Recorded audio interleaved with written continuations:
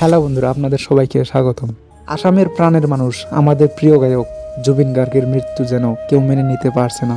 তবে শুধু মৃত্যুর খবর নয়, এবার উঠছে নতুন প্রশ্ন। জুবিন গার্গ কি আগে থেকে অসুস্থ ছিলেন?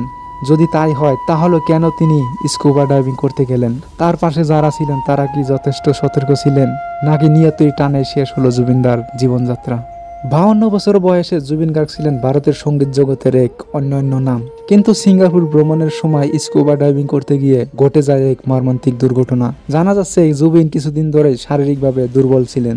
অসুস্থ থাকা সত্ত্বেও তিনি স্কুবা ডাইভিং করার সিদ্ধান্ত নেন। কিন্তু পানির নিচে হঠাৎই শ্বাসকষ্ট শুরু হলে আর সামাল দিতে পারেননি তিনি। তার পাশে থাকা স্কুবা ডাইভিং ইনস্ট্রাক্টররা যথেষ্টই কি দ্রুত পদক্ষেপ নিয়েছিলেন? তাকে যদি তাড়াতাড়ি হাসপাতালে আনা যেত, তাহলে কি বাঁচানো সম্ভব ছিল? নিরাপত্তার দিক থেকে কি বড় কোনো ঘাটতি ছিল? অনেক ভক্তের মতে সিঙ্গাপুরের মতো জায়গায় সাধারণত নিরাপত্তার অত্যন্ত কঠোর হয়। তবুও জুবিনের মতো অভিজ্ঞ একজন মানুষকে বাঁচানো গেল না, এটাই বড় বিস্ময়ের। প্রিয় শিল্পীকে হারানো সহজ নয়। জুবিন গার্গ শুধু একজন গায়ক ছিলেন না, তিনি ছিলেন কোটি ভক্তের প্রাণের মানুষ। তার গানে ছিল আবেগ, ভালোবাসা আর জীবনের গল্প। আজ তিনি নেই, কিন্তু তার গান চিরকাল আমাদের সঙ্গে থাকবে।